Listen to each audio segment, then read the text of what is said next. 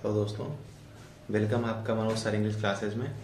और आज हम जो है कल के कहे के मुताबिक ऑन हिज ब्लाइंडनेस उठा रहे हैं, जो कि हमारा आज का टॉपिक होने वाला है। और इस टॉपिक पे हम सिर्फ थीम देखेंगे।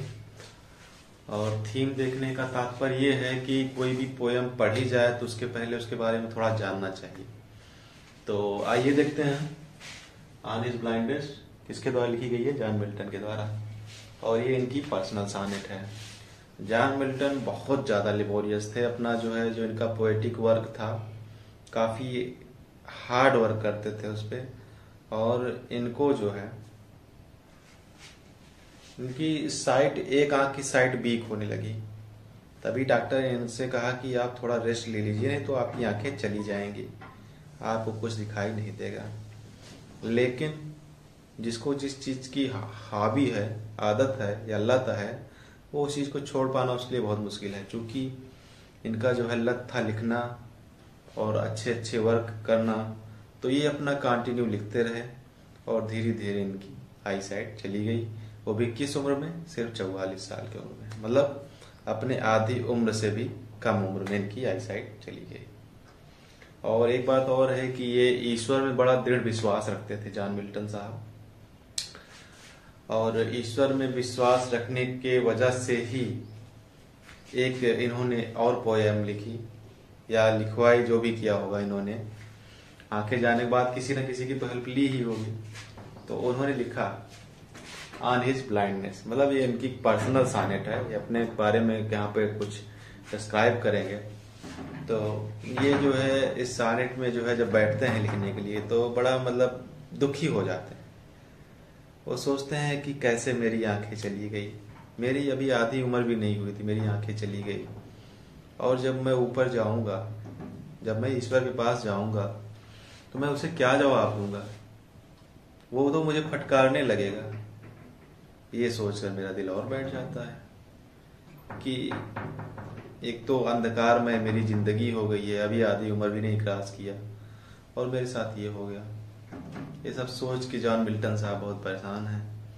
और कहते हैं कि जिसे मैंने जो है इतनी मेहनत की, इतनी तैयारी की, मतलब इतना पोएटिक वर्क किया, मैंने अपने तरफ से सारा कुछ मेंटेन रखा, लेकिन जब हिसाब किताब का दिन आएगा और ईश्वर हमको जब फटकारेगा कि तुमने क्या किया अपने जीवन में, तो मैं उसे क्या जवाब दूंगा? ये सोच के वो और दुखी हो जाते हैं। और कहते हैं कि ये जो भगवान ने मुझे पोएटिक वाला एक गिफ्ट दिया है, ये जो है मेरे लिए पूरा बेकार हो गया।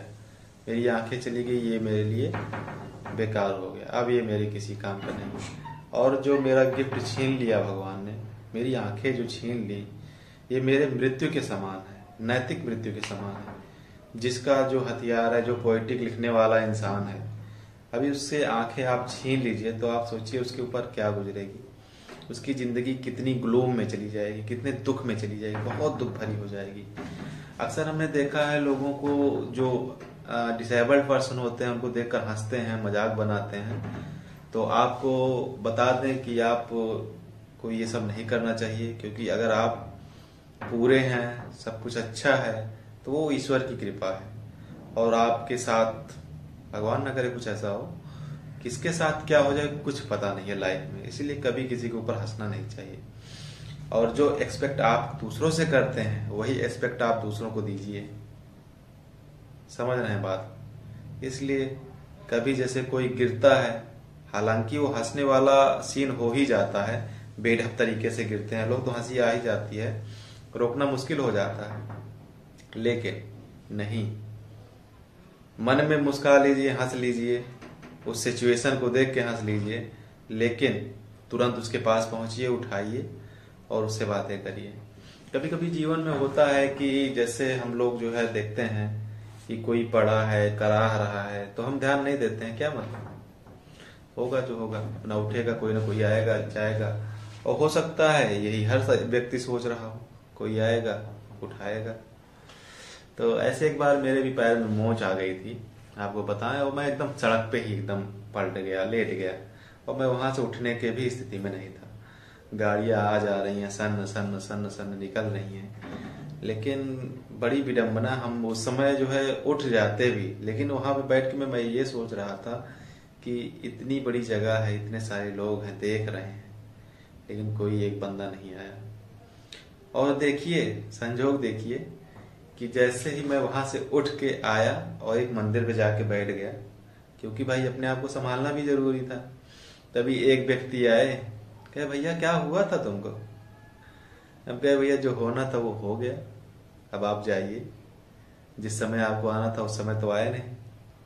मन में मैंने कहा जिस समय आना था उस समय तो आया नहीं, तो क्या मतलब है, क्या बताएं, कौन सा आप हमारा दुख सुख जो है हर लेंगे। तो ये सारी चीजें होती हैं, कभी किसी को कष्ट में देखें और उसको जरूरत है आपकी, आपको लग रहा है हाँ इसे वास्तव में जरूरत है, तो आप उसकी हेल्प जरूर करें।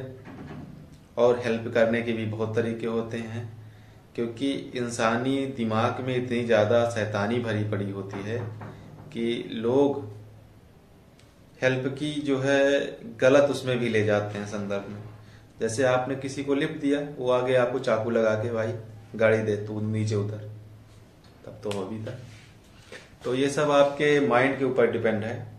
आदमी को देखिए, जांचिए, परखिए, ऑब्जर्व करना सीखिए लोगों को, ये व्यक्ति कैसा हो सकता है, ठीक है। और एक बात और हमारी तरफ से कि अगर आप सही हैं तो आप बिल्कुल भी नहीं दबेंगे, किसी भी हालत में मत दबिए, सच हमेशा सामने आता है। एक बहुत बड़ी घटना मेरे साथ अभी हुई थी हाल में, जिसमें रूम में रह रहा हूँ, यहाँ पे चोरी हो गई थी। तो चोरी होने की वजह से मुझे काफी तकलीफें झेलनी पड़ी, लोगों को जगह जगह बातें बतानी पड़ी कि ऐसा हुआ वैसा हुआ, और पुलिस वुलिस का भी मामला हो गया। तो काफी मतलब मैं जो है बहुत प्रॉब्लम फेस किया। तो कभी कभी मतलब जैसे होता नहीं कि सच्चाई कुछ देर के लिए दब सकती है, लेकिन वो छुपेगी नहीं। अगर आप सही हैं तो सही हैं, थोड़ा देर कष्ट जरूर देता है सच्चाई, लेकिन आप बाहर निकल आएंगे। चलिए इन सब बातों को छोड़ते हैं। तो ये जो है जॉन मिल्टन साहब सोच रहे हैं कि कैसे मतलब मेरी आंखें चली गई, और जो मेरा एक टैलेंट था जो भगवान ने दिया था वो भी मेरा छिन गया इन्हीं आंखों के साथ। मेरे आधी ही उम्र में, अभी मेरी अधेड़ उम्र है, मैं क्या करूंगा, पूरी लाइफ कैसे मैं बिताऊंगा। उसके बाद जो है एक धैर्य, थोड़ा सा उनके मन में धैर्य आता है, और जो धैर्य है कोई और नहीं, उनकी अंतरात्मा है। तो जो इनकी अंतरात्मा है इनसे बातें करती है। कभी आप सोचिए, आप देखे होंगे कि कभी आप कोई डिसीजन लेना है, बड़ा टफ डिसीजन है, आप नहीं ले पा रहे हैं, और आप सुबह उठ के जो है बैठ जाते हैं और सोचने लगते हैं, फिर आपके जो है मन में तर्क वितर्क चलने लगता है कि ये होगा तो ऐसा हो जाएगा, ऐसा होगा तो ऐसा हो जाएगा, ये लाइन गलत है, ये थोड़ा सही है, लेकिन इस पे जाना ज्यादा सही नहीं है, तो इसके लिए सटीक लाइन क्या हो सकती है। बहुत तरह के आपके माइंड में क्वेश्चन आते हैं। तो ये जो आपकी अंतरात्मा है ये सही गलत बताती है, लेकिन माइंड कभी सही गलत नहीं बताता। माइंड ये बताता है कि तुम अपने काम पे आगे बढ़ो, छोड़ो दुनियादारी। और जो अंतरात्मा होती है वो आपको एक सही रास्ता दिखाती है। आप कभी सोचिए, आपको जो है कोई चीज मिला है, किसी का बैग, पैसा, सोचिए कि 1 लाख रुपए मिल गया, और आप सोच रहे हैं कि इसको उठा के चुप्पे लेकर हम निकल लें। तो ये जो है जब आप उठाने जाएंगे, एक बार आपकी अंतरात्मा, अगर आप अच्छे इंसान हैं तो, लेकिन ये चीज आप कंटिन्यू कर चुके हैं, कई बार हो चुका है, तो अंतरात्मा नहीं रोकती है। पहले अटेम्प्ट में जरूर रोकती है कि बहुत गलत करने जा रहे हो, और अगर इसको उठाओगे तो तुम चोर हो जाओगे जिंदगी भर के लिए। और ये पैसा किसका है, किस स्थिति से उसने कमाया होगा, किस जरूरत के लिए वो ले जा रहा होगा। अगर आप उस पैसे को जो है अगर ध्यान से सोचेंगे तो आपको लगेगा कि नहीं, आप बहुत गलत कर रहे हैं। हालांकि है तो पैसा ही, लेकिन ये सोचिए कि हो सकता है वो किसी लड़की की शादी के लिए हो, किसी पिता ने जो है जमा किया, कोई घर बनवाने के लिए ले जा रहा हो, या फिर किसी को लोन चुकाना हो, तो बहुत सारी चीजें हो सकती है। तो आप हो सके तो उसको पुलिस थाने ले जाके जो है अपना दीजिए, और आपको बता दें शायद पुलिस थाने पे जाने पे आपको 10% उसमें मिलता भी है एज अ इनाम, मतलब कुछ भी होता है तो उसका 10% आपको मिल जाता है आपकी ईमानदारी के। तो ये सब तो एक नॉर्मल बातें हैं, सब जो है फालतू वाली बातें हैं। तो मैं एक अपना मतलब डिस्कस कर रहा था कि आपको करना क्या चाहिए, मतलब नैतिकता कैसे इंसान में आती है, कैसे चली जाती है। तो ये बड़े नैतिक इंसान थे जॉन मिल्टन साहब।